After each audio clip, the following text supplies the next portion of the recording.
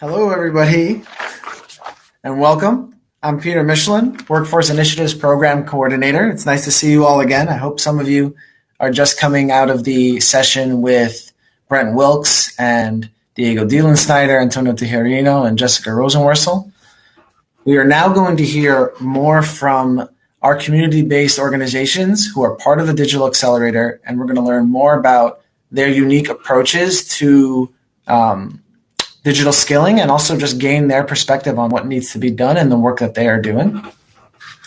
First up is the CEO and co-founder of the Knowledge House based in the Bronx, New York, Jarolyn Rodriguez. Jarolyn, I'm going to share your presentation now. Hi, everyone. Get started. Awesome. Thanks so much for having me. Very excited to be here. We're happy to have you. And there you go. All right, all good. Okay, perfect. So the Knowledge House has the mission to empower and sustain a talent pipeline of technologists coming from low-income communities. And we started this work in the Bronx. You'll hear me talk about how this year we're expanding nationally. And if you go to the next slide, Peter, here's a little bit about who we are. So we co-founded the Knowledge House in 2014, and it was really important for us to start this in the Bronx because 7 years ago, my co-founder and I didn't find enough tech activities, programs, awareness in the Bronx.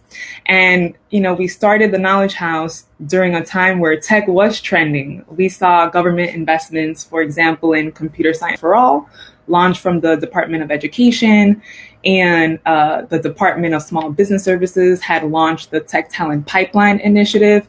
But years ago, those programs were not reaching Bronx residents. And so we wanted to make sure that we can launch tech training programs so that Bronx residents were not left out of the innovation economy. Next slide, please. So as a lot of you are familiar, the South Bronx is one of the poor congressional districts in the country. There's a very high percentage of young people who are out of school and out of work. And so we think that if we can have a proven workforce development model in the Bronx, we can bring it anywhere in the country. And of course, on the flip side, for employers, they're looking for diverse talent. A lot of them are trying to diversify their workforce, disrupt traditional hiring practices. And so the Knowledge House provides a pipeline of diverse talent for them. Next slide.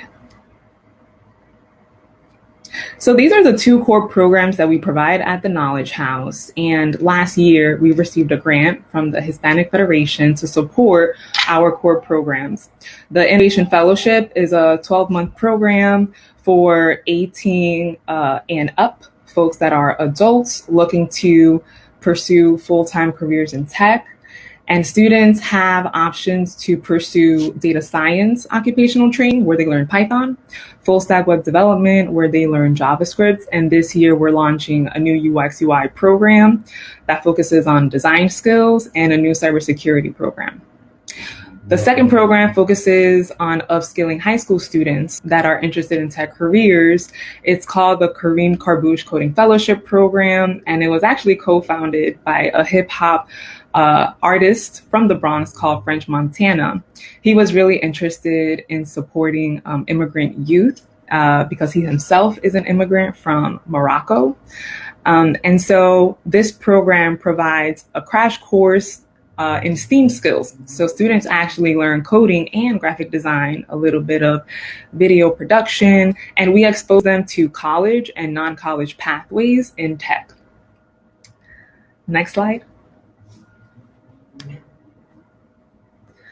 So this is some info about our fellows. Internally, we try to make sure that at least 75% of our programs include 14 to 35-year-olds in both of those programs. We do accept any adult learner that's 18 and up for the Innovation Fellowship, but for the most part, we want to serve young people.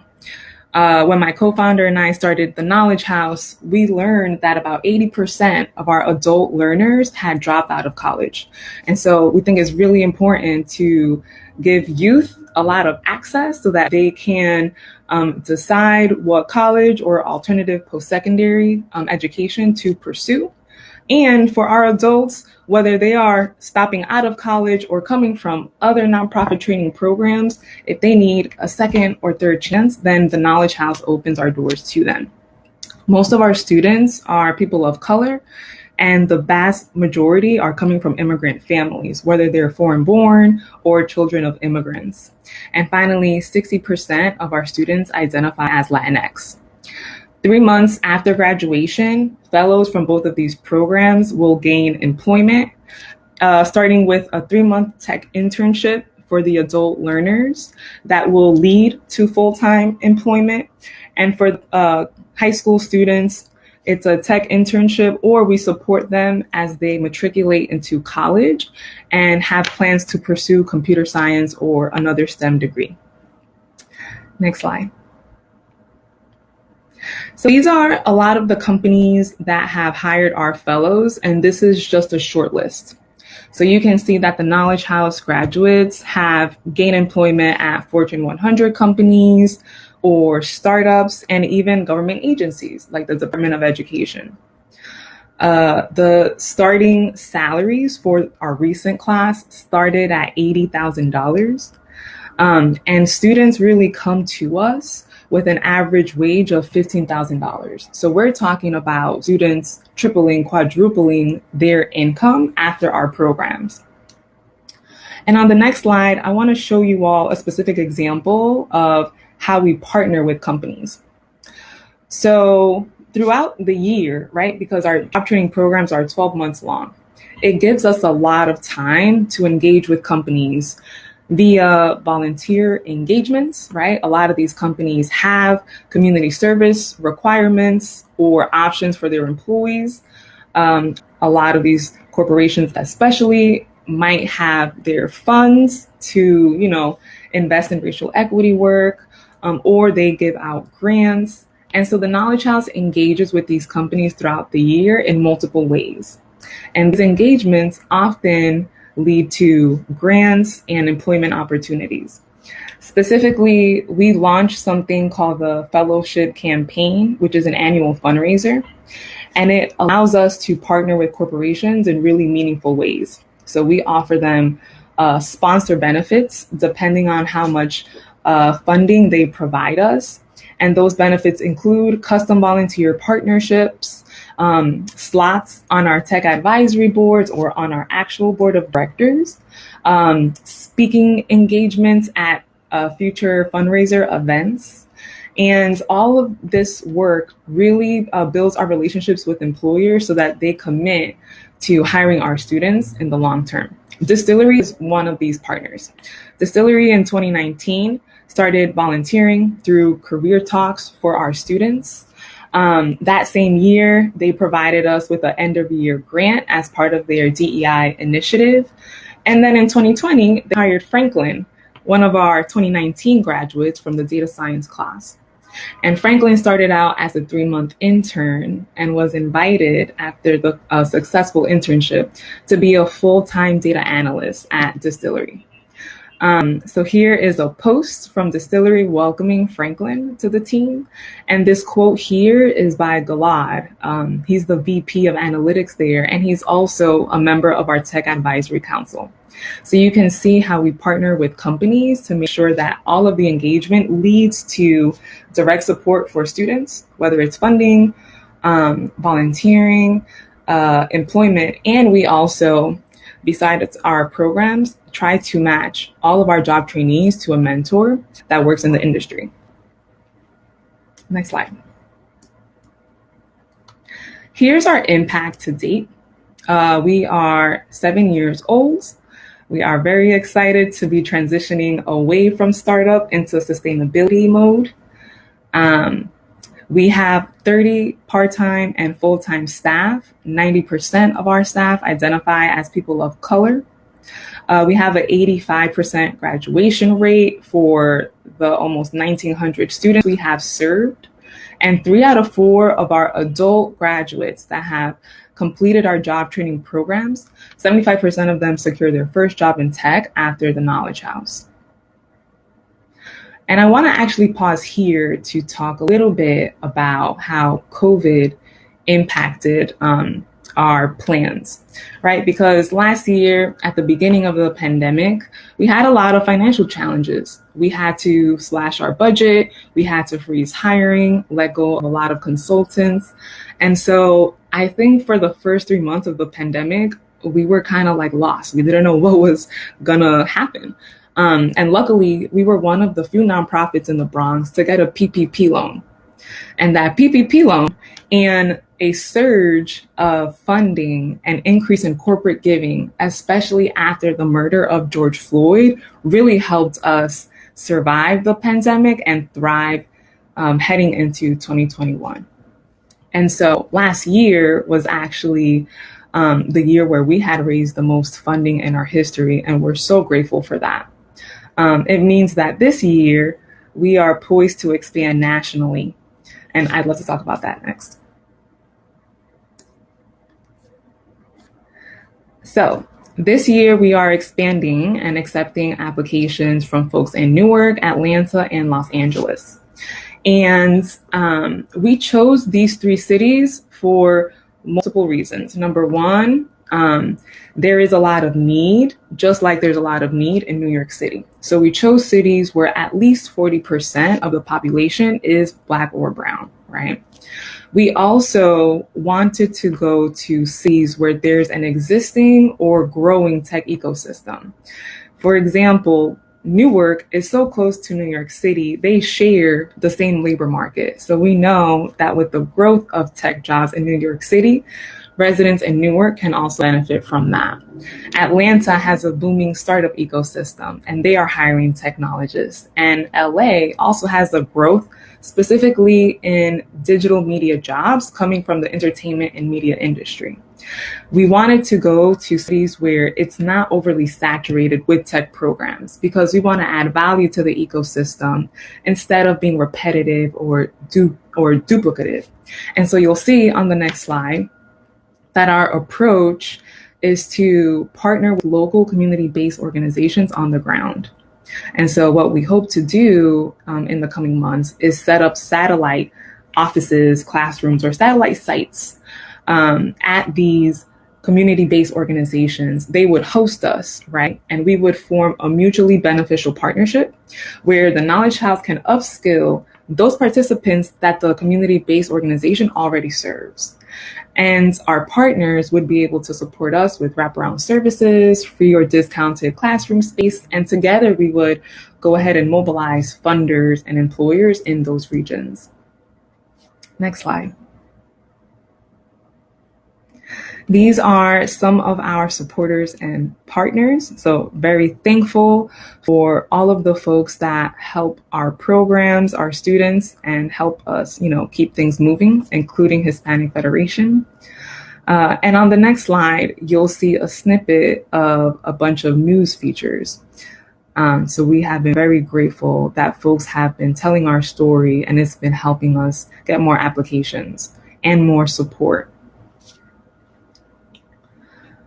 So I would love to conclude by just stating what's next for us.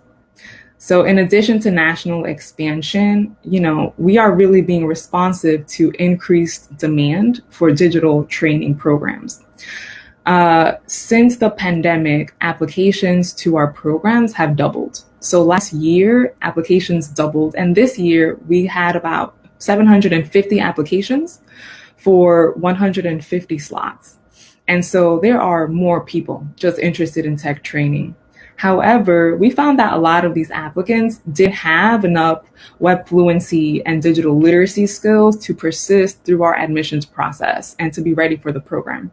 So to solve that problem and be responsive to the demand from job seekers and employers, we are going to launch a series of digital literacy workshops for job seekers, for youth, for parents, for entrepreneurs, so that everyone has access and exposure to these opportunities. We know that beyond tech jobs, right now, at least in New York City, 50% of all open jobs require strong digital skills. These are not only tech jobs, these are 50% of all jobs. And so to us, closing the digital divide means that all people have access to these opportunities, to these programs. And all people know the occupations to pursue in tech so that they're not left out of the growing tech ecosystem that is not going anywhere and is pretty much fail-proof. So we're excited to partner with all of you as we expand our programs, reach more students, and close the digital divide. And thank you all for your time. And thank you, Hispanic Federation and their supporters for investing in us. Thanks so much. Thank you, Geraldine, for that presentation. I see we do have some questions. We'll try to get to a few of them. The first one, you sort of touched a bit about it at the end there. It's, Geraldine, how did you and your team manage the distractions that many candidates from low-income backgrounds experience? For many, when they need that $10 an hour job to make ends meet, how are you helping them stay focused on completing the program? That's a good question. That's a great question because, we were lucky that we actually made our programs longer right before the pandemic. And so the program model was providing more supports during COVID. For example, in addition to the instructor, students meet with the case specialist that really help them persist. That case specialist is checking in monthly or every 2 weeks on attendance rates, assignment completion, and the GPA to make sure that students are on track to graduate. And if not, they're matching them to tutoring or wraparound services. We also fundraised last year to provide cash assistance to students. Historically, our students come to us underemployed, but since COVID, they, for the most part, are unemployed or furloughed. So we were able to give them $200 to $300 a month, and that really helps with basic living expenses. Okay, great. And Nilda Borrero says, loves this knowledge house. Is there an extension for option for older adults in the near future, like 49 to 55 age group who have made a career change? Absolutely. So as I mentioned, our target population is 14 to 35 years old, but the Innovation Fellowship is open to anyone who is 18 or up. It means that in the same classroom, a 65-year-old might be studying with a 22-year-old, and it has worked for us. And so we are really proud. We have served multiple generations. We have siblings, one in the high school program and then one in the adult program that have graduated and have pursued tech careers. So we've seen it happen, and we're inclusive of folks all ages. Great. Another comment says, Geraldine, this is amazing work. Is this program available only to Bronx residents? Great question. So starting this year, we are making the program available to anyone in New York State, anyone in Atlanta, Los Angeles, and Newark. Next year, we might start adding new regions. So if anyone is interested in bringing our programs to them, just drop me an email at jrodriguez@theknowledgehouse.org because we are looking for some expansion partners now. Great. And I do see someone wanted to ask a question on the mic. So Elvis Santana, I'm gonna let him do it. Let's see if he turns it on. His camera on. Elvis? Hey, how's it There going? you go. Hi. Elvis. Go ahead. I'll make this short so everyone else can ask their questions. I'm also a South Bronx resident, and I was a CBO director within a DOE school. What we did is similar to what you did as well, is having to integrate that learning kind of tech within the curriculum, though. So most of our students actually had a class session that included Microsoft credentials program, which we saw it at the end that because of that, they performed better than the other students as well. I'm curious, do you have any kind of data to show that the students or any participants in your program performed better than the students that did not have any kind of tech experience within high schools or middle schools? That's a great question, Elvis, because we do see that happen, right? And it's something that we're trying to solve for. When I'm talking about closing the digital divide and making our opportunities inclusive for all, it means meeting folks where they're at. And so you do see, for example, I mentioned that 80% of Knowledge House adult learners drop out of college.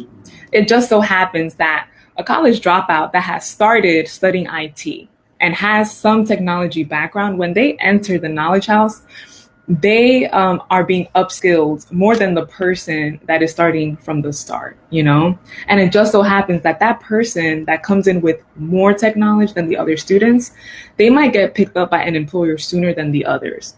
That's why we made our program longer. It's 1 year long, understanding that 1 year is enough to get a beginner ready for their first day at work.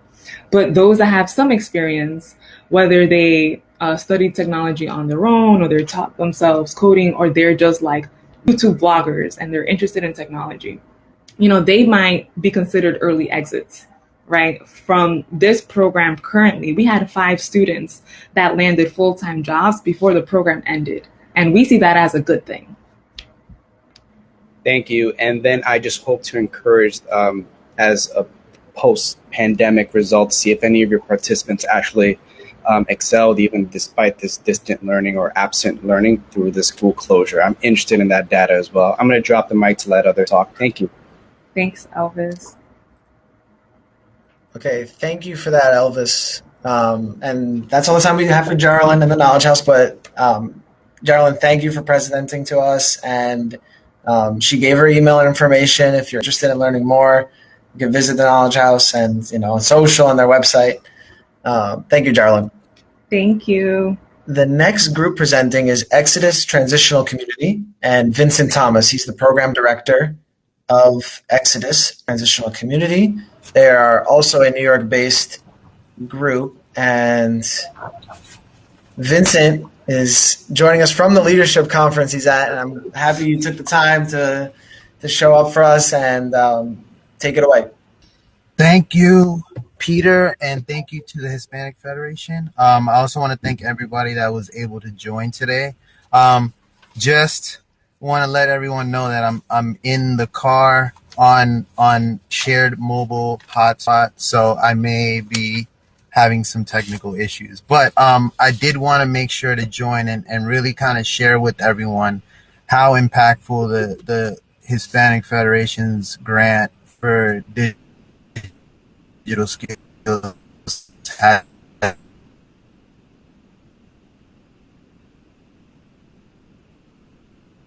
One of the things that makes Exodus very unique is our founder really wants to give our participants opportunities that they wouldn't always get in the community, in just the landscape of employment. And this particular grant really helped us to not only upskill our participants and our staff, but to really position them to get other opportunities in the tech field or jobs that really kind of harnessed these digital skills. So just to kind of get started, I wanted to kind of talk about Exodus, the founding of it, as well as how we kind of got started in reentry. So Exodus started in '99. Our founder, Julio Medina, kind of came up with the idea for Exodus while he was incarcerated. And then coming out into the community, one of the first things he thought was, I want to make a place that could really give opportunities for everyone, regardless of their criminal justice past history or any kind of justice impact that would prevent them from opportunities that they would normally get. So our mission statement says, with a firm belief in human resilience, Exodus Transitional Community delivers innovative programming tailored to adults and youth affected by the justice system, and advocates for a society in which all can achieve social, economic, and spiritual well-being. It's really important for us that when we're servicing participants, it goes way beyond just, hey, sign up for the program. Like, we really make sure that we're taking care of all of their needs. So one of the first things we always do when somebody comes in is, have you eaten? Do you have a place to sleep? I think some of these things kind of get lost in the shuffle of just managing programs. So we want to be really authentic and meet participants where they are when they come through the door, and really kind of give them that warm welcome that they need to try to not only succeed in life, but if they want to excel in employment or educational opportunities, they really need that support from us. Next slide.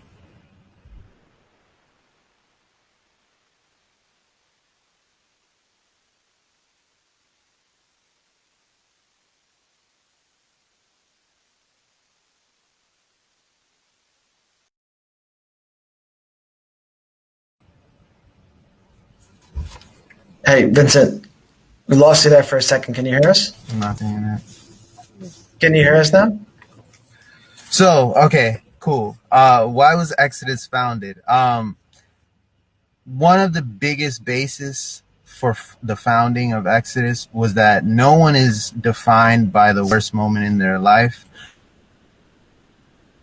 We have participants that have served very long incarcerations. We have other participants that are trying to prevent themselves from being incarcerated. And one of the keys to that is to give everyone a level playing field and not really hold them to one particular mistake that kind of derailed their trajectory.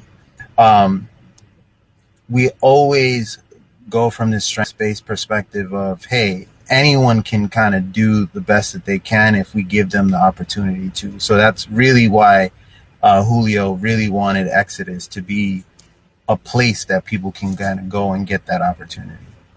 Next slide.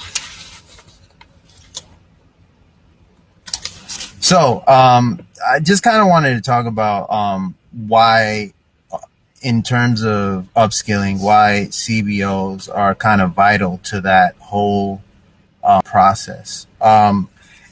Especially in the East Harlem community, Exodus is seen as a vital part of not only employment, but just a kind of a place where you can go, be yourself, be accepted, have community, when you might not be able to find that out in your actual community.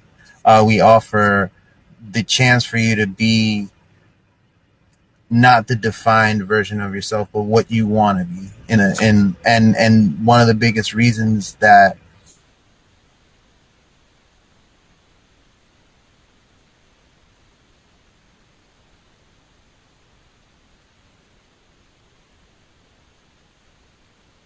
I'm going to kind of touch on how we've been one of the unique stories in the city that has kind of drastically grown over the pandemic. And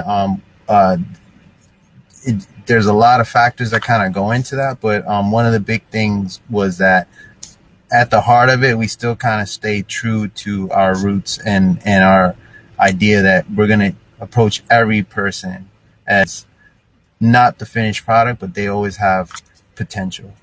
Next slide.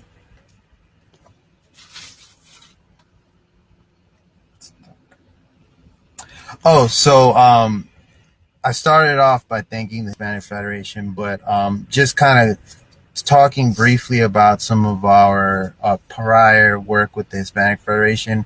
We collaborated with them post Hurricane Maria to try to really help the citizens of Puerto Rico deal with the devastation, as well as try to help them kind of rebuild in a lot of ways.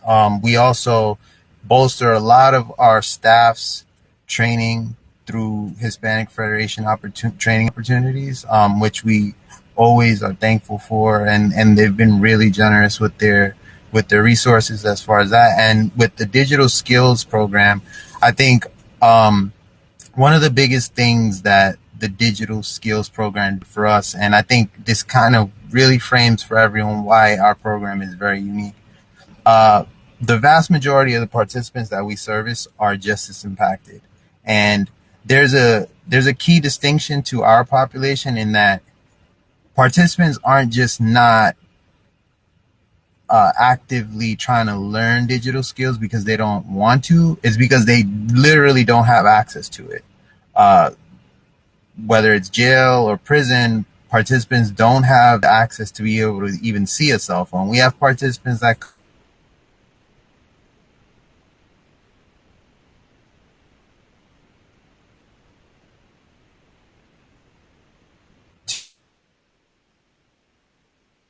to have someone come out into the community and the first thing is, here's a cell phone, but you don't know how to use it, or know about understanding that we're meeting our participants where they are. They're coming out into the community,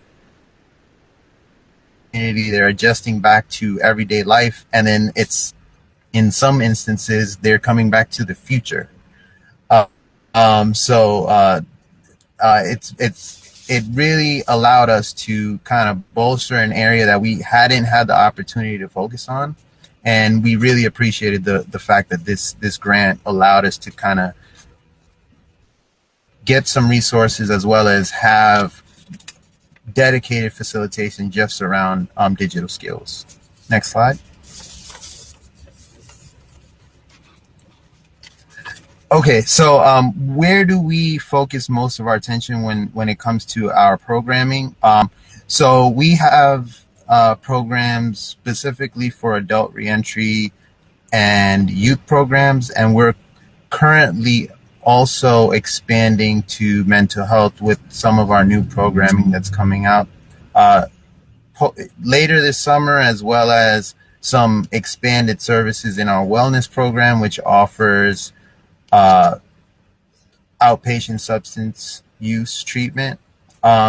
We also provide on-site GED instruction, and we are very much involved in a specific program in the Harlem community that it focuses on family reunification.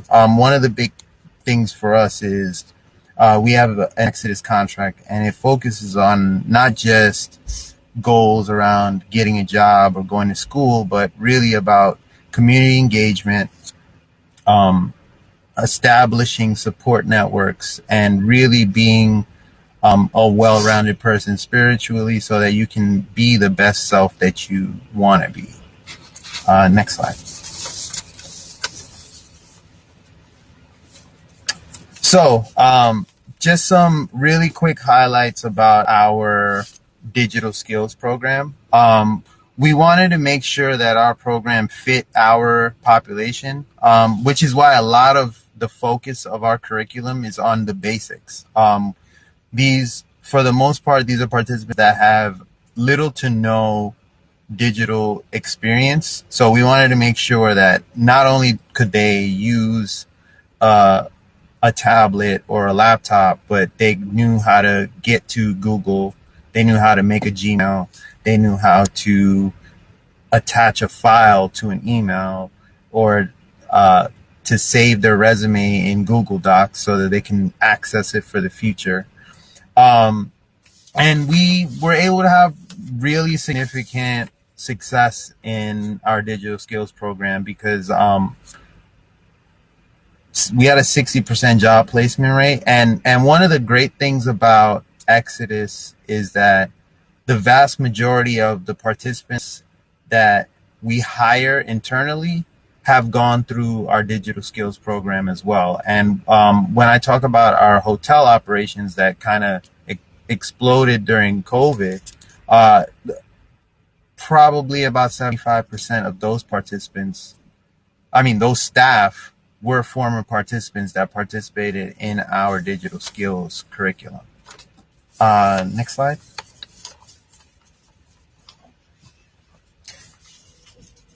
So, job development. One of the things that we really make sure to do when people get jobs is not only making sure that they get the job, but positioning them in a way so that they can keep the job. So making sure that participants have incentives to get to and from work, making sure that they have all the necessary stuff for the job. So whether it's like equipment or if they need new clothes, we want to make sure that participants are treated with the level of respect that they deserve in order to be successful in life. And in addition to that, we offer a lot of wraparound services that go beyond just the initial interaction. So we offer 1 year of case management in our adult reentry programs that enables participants to kind of have those hiccups which will almost always happen for them, and they need somebody to support them or to check in to make sure that what's happening for them is what they need to have happen. So we also provide housing assistance, which included our emergency hotel operations during COVID, but that also encompasses our family reunification program. We started with a very robust food equity program in our East Harlem sites, and also our upstate sites in Poughkeepsie, where we were providing food boxes to the community. I think one of the big things for us is focusing on those intangibles, which are food and shelter, and making sure that somebody can live before we expect so much more from them. And food equity is a big part of, especially in our East Harlem location. We also offer clothing donations. We do youth support programming with a focus on trauma-informed care, which is a big piece of it. A lot of our communities are significantly impacted by trauma, and a lot of it is stigmatized. So we want to normalize that as something that we can really support them in and kind of help them navigate doing well in life, but also dealing with some of those problems that they maybe wanted to forget about. Next slide.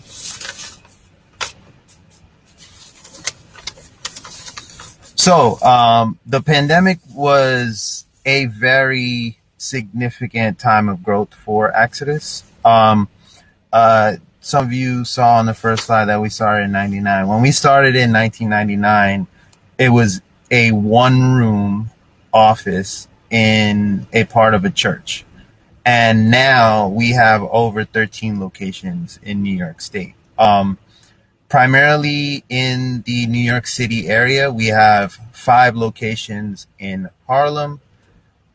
We have 4, which is going to soon be 6 remote hotel locations.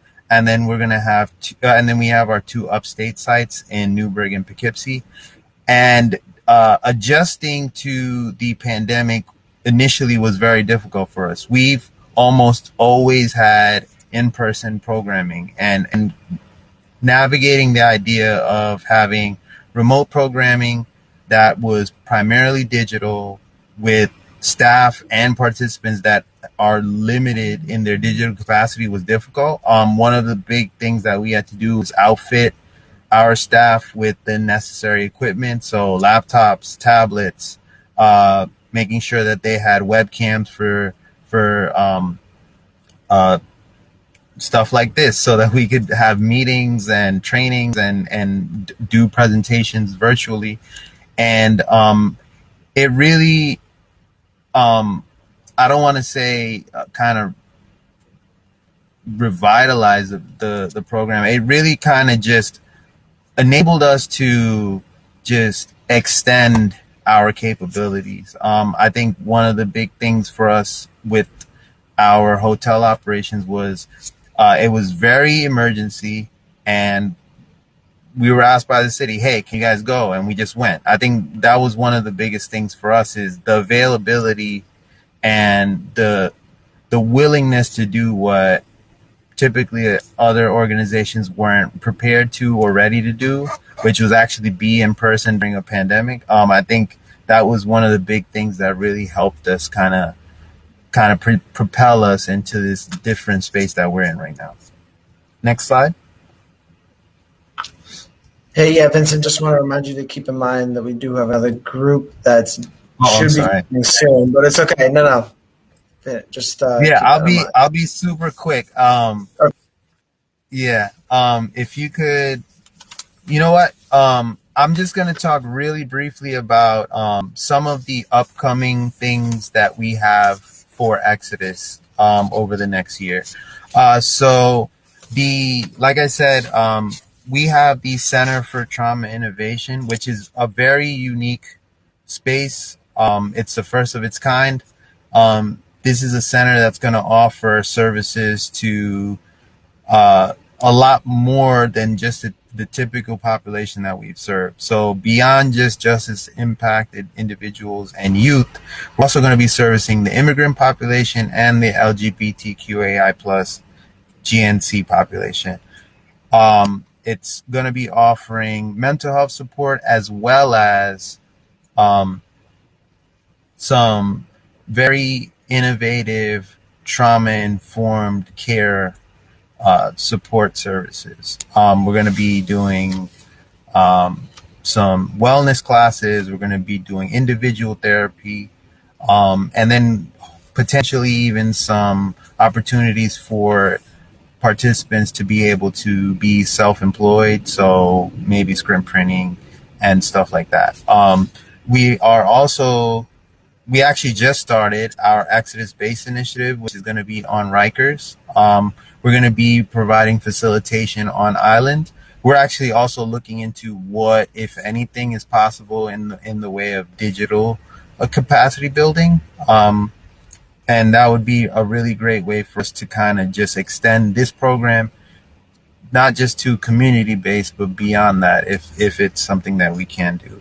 Like I said, we have 2 new emergency hotels that are opening up, and we offer emergency assistance for participants that are released from Rikers to be able to have shelter, but to also get all their necessary services. So whether it's document replacement, food, clothing, helping them reconnect with their families, I think that's all part of it. And just finally, about the digital divide, I think one of the big things in terms of what I think is going to help with shrinking this digital divide or closing that gap is access and cultural competency when it comes to training. We need to have, like right now I'm in a McDonald's parking lot to get Wi-Fi. We have a lot of participants that have to deal with their digital divide that way. They don't have access to stable internet at home. They don't have equipment. And then on top of that, they don't necessarily speak the same language. A lot of our participants have experienced marginalization, and the lack of digital access is just one of those things. I think we really need to make sure that everyone gets access to what they need to be able to excel in this field, and to also have teachers that speak their language. Sorry I went over, but I really want to thank the Hispanic Federation for this opportunity, and thank you all for sticking around, even though I ran a little over. Oh, thank you for that, Vincent. And if you have questions for Vincent, just put them in the chat, and we'll send them to him, and he'll make sure we can answer them. We're going to switch gears to the West Coast, actually, and we're going to have Monument Impact Executive Director Deborah and Program Director Elba are going to now present on Monument Impact and the work that they've been doing in Concord, California. Correct? Yes? Thank you. Yep, take it away. Thanks so much, Peter, and many thanks to the Hispanic Federation. Not only has their support been really important for our technology program, especially our Advanced Caminos class, which you'll hear about in a minute, but it actually, during the pandemic, gave us a little bit of breathing to be able to start the county's first and largest undocumented. What we saw was just how dramatically COVID hit the Latinx community, both in terms of job loss and COVID infections. Next slide.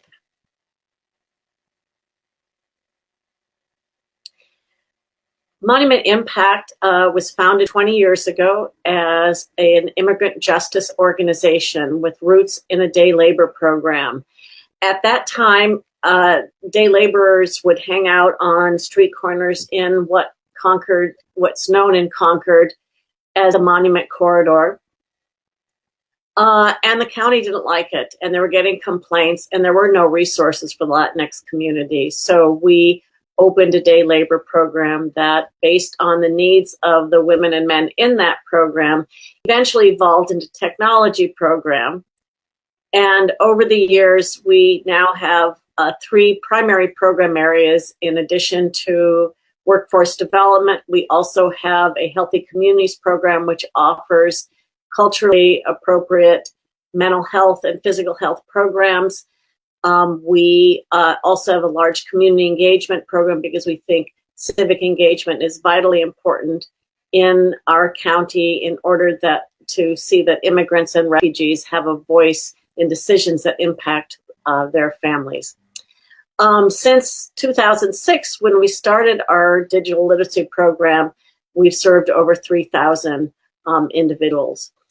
Our mission is to ensure that immigrants, refugees, and low-income residents in Concord and surrounding communities have the voice, tools, and relationships necessary to have an equitable share of the social and economic wealth in our region. We have rapidly grown over the last several years, and about 50% of the folks we serve don't actually live in Concord anymore. They've been displaced because of the Bay Area's extraordinarily traumatic housing crisis. So half of the folks that we serve are in East Contra Costa County. Next slide. Hello, everyone. I am Elba Velasquez, and I am delighted to share a little bit of our work at Monument Impact. As Deborah mentioned, our technology program started back in 2006. And this was because women, part of the day labor program, wanted to improve their skills. They requested to get some training on how to use a computer, basic skills. So we initiated with a very small group in a very small classroom and only with 6 computers, serving no more than 30 to 40 students per year. Here you can see a flyer from 2006. And I have to add that actually in 2008, I joined as a technology student and volunteer. And that's how I started with Monument Impact. Next slide, please. Next slide. Hi, yeah, Elba, just mentioning that some people are mentioning they can't hear you well. Really? Here we go. Yeah. Okay, I'm going to get a little closer here. So nowadays, our Technology for Success program has evolved and is completely adapted to support community members in the process of learning new skills and help them advance in today's economy. The process of coming to what we are now actually has been a process of listening to what the community wants and needs. So paying attention to their voices. Next slide, please. Now, our participants are actually very hardworking individuals. They come to us with 0 computer skills, and they are mostly single parents with many barriers: language, transportation, financial, and very minimal formal education. With all their many responsibilities, they still juggle to separate a little bit of time to focus on their self-improvement. Next slide, please. Next, thank you. Now, when our goal is that our participants have a clear vision of their goals. So we have 4 specific areas that we want them to focus on, either looking for a job, seeking for a promotion, wanting to improve their skills to manage their family business, or creating a pathway to higher education. Some of our participants come to us with a clear goal, but in some cases, motivation additional case management is what makes the difference in their lives. Next slide, please.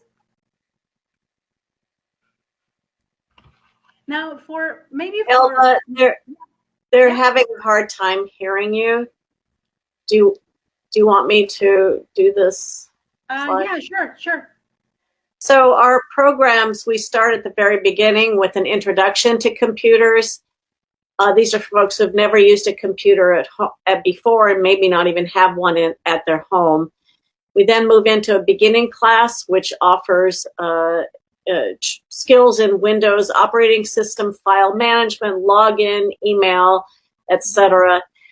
Moving then into intermediate classes where we really start to dig into Microsoft Office skills, including Word, Excel, and PowerPoint. This last year, we offered an intro to Chromebooks because that's what school districts were providing to students for online learning, and we partnered with a school district because parents just didn't know how to use the tool. And finally, Caminos is our advanced class, and it includes English as a second language. We should note that our classes are offered in Spanish, some in Farsi for the Afghan community, but using English terminology. So as students move through this trajectory of classes, they're getting more English through the terminology of the programs they're using into finally taking a full-blown ESL class. Next slide.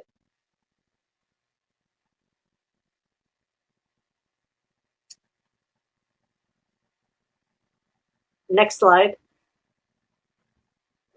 Oh, sorry. No, go back. I'm sorry. Sorry, can you go back, Peter? Thank you. So as I mentioned, the support of Hispanic Federation was so important during COVID. The timing was perfect. We ended up redesigning all the curriculum in order for folks to meet online as opposed to our computer lab. And how that curriculum was redesigned was actually influenced by many conversations with business owners and former participants in terms of the jobs that were going to be available and what participants felt they needed to move their skill and job searches forward. We, of course, like everyone else, adopted Zoom. Zoom is not an easy tool for people to use who are working off of a smartphone only. So we had to kind of really get people started on computers. We did loaners. We did one-on-one Facebook, not Facebook, but some Facebook trainings, right? And some FaceTime trainings so that people could figure out how to turn on a computer and use a mouse and other tools. And as I mentioned before, we completely revamped Caminos, as we formerly called this career track, by adding QuickBooks and bookkeeping, because this was what we were hearing from business in terms of what they needed for employees. The new Chromebooks course, and we had to really strategize techniques to address the barriers that first-time computers had, but that we couldn't do in person, which is what we always do, is in person. Next slide. Elba, do you want to get closer to your mic? If you can. Yeah, I'll give it a try. So Caminos is actually our updated, refreshed advanced class. And it's actually the only one available in the area in this format. It is a very intense, over 200-hour career track program. And students need to have an intermediate computer skill level to join this class. And we are different from any other institution. Monument Impact does not require a work permit or a certain English level to join this class for our participants. We meet people right where they are at, and we understand that there's always multiple pathways to self-sufficiency. So people might be taking this class because they want to be able to manage their business better. They learn the most frequently used programs in an office setting, QuickBooks, bookkeeping, ESL, and professional development. Under professional development, people learn how to develop their resume, how to go for an interview, how to we teach them job search techniques. We even do mock interviews with them. And they also develop a 40-hour capstone project with local businesses. So we connect with small business owners that don't have any administration system, and our students apply what they have learned, developing a business solution for that business. Under the quality control of our instructors, they also teach the business owners how to use that specific business solution they created. Our graduation rate is at least 95%, and 75% of our participants do report a new job or an income increase post-graduation. Now, the average income they are making is between $19 and $20 per hour. Next slide, please. So there's sort of three areas that I think have been key to Camino's success, as well as our other programs as well, which is partnering, relational, and accountability. Next slide. Partnerships are actually, it's a core value of Monument Impact. We partner with the community.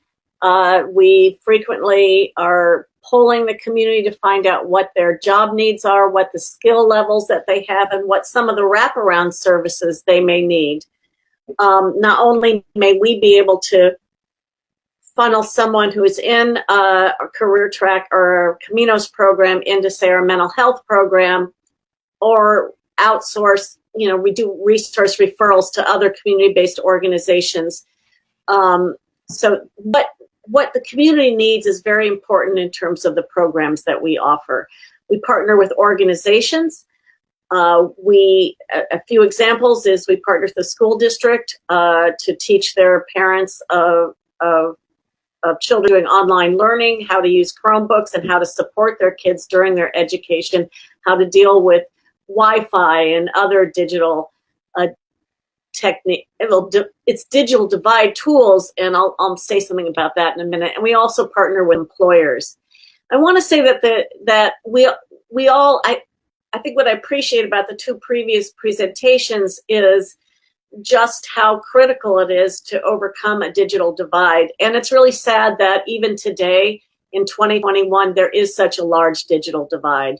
But what we discovered in Contra Costa County, which is in the East Bay, is that digital divide really was uncovered